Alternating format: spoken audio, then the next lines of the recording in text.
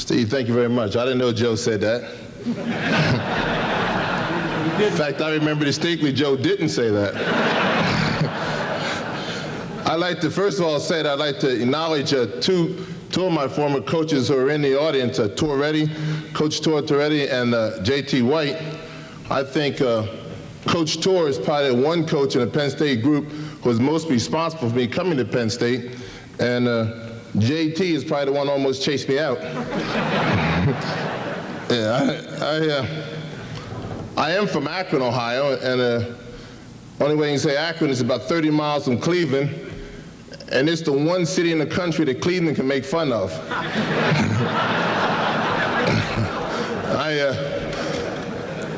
It's kind of unusual for me to come in and say nice things about Galen. I haven't seen Galen Butch Hall since, it's been about 50 pounds ago.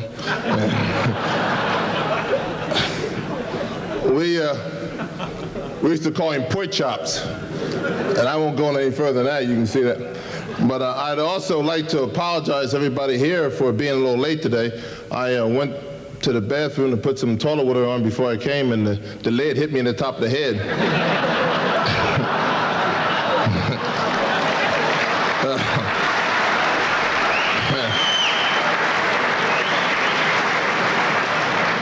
Actually, I told him, folks, actually, my tux was dirty. I had to pick it up from the cleaners, and I was late. I see Joe was on time, though.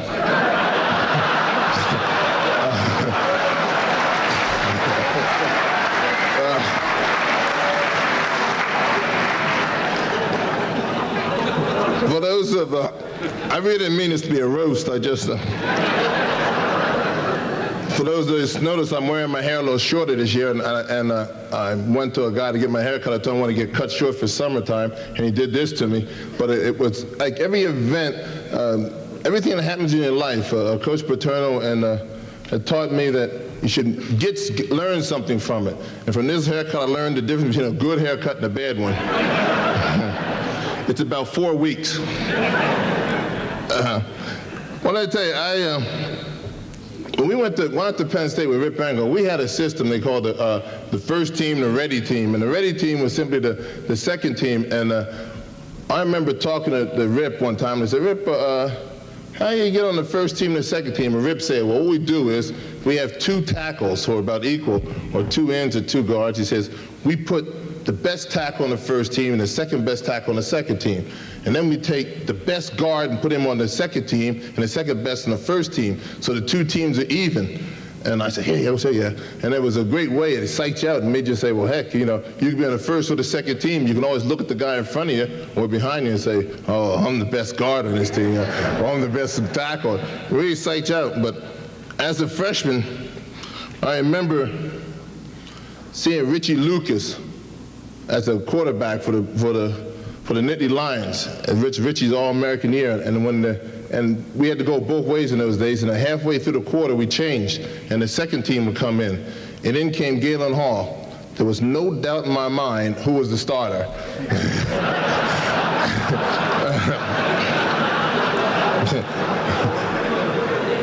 And my next year, it was really different, you know.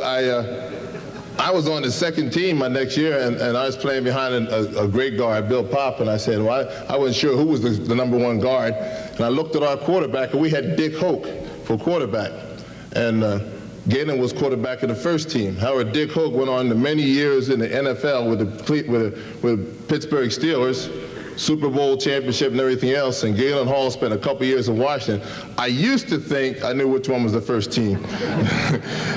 But I tell you, if there's any doubt in anybody's mind, it all became crystal clear to all of us in that first Super Bowl game. I mean, that first, like Super Bowl's on my mind, that first Gator Bowl game down in Jacksonville. We went in there and we were marked underdogs at Georgia Tech, and everybody was laughing on our little pudgy quarterback, except the guys from Penn State. And Galen commenced to tear them apart.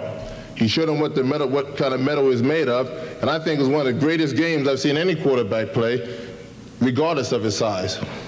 And this is one of the things that really showed what Galen Hall really was and what football at Penn State really was, and we rose to the occasion. You know, I know Galen has had a long coaching career, starting with West Virginia, going on. It's all in a book if you want to read about what Galen has done. I'm not here to tell you about the different things that Galen Hall has done, the different tributes. Only thing I did get a call, however, that said a little bit, tell me, say, please mention a couple of Galen's accomplishments. They happen to come from a group of guys at a bar called Denny's in Gainesville. You know anything about that, Galen? They wouldn't tell me what the accomplishments were, but they said, just say hello to Galen for me, that's all. But one thing I want to say, real quick, if you're going to have a Sports Hall of Fame in Blair County, and if you want to get some criteria, and you want to set down one that the guy have dedication, in other words, a guy that can take his body and build it and hone it and get the most out of what he's got. And if you want a man in your Hall of Fame with true intelligence, it means he knows what to do, how to do it, and when to do it on the football field. If you want a guy who has leadership, who can take his somewhat minute height of 5'9" maybe, and stand up to a 6'8", 280-pound offensive lineman and make that lineman know who was boss in that huddle. And if you want a guy who has the camaraderie of his teammates, who can take 40 guys and pull them together and make them all hold one line and all be going for one thing, then I'm here to tell you that you guys have chosen, or you people here in Blair County have chosen a guy who I would choose to be one of the first in my Hall of Fame. And that's your inductee, Galen Hall.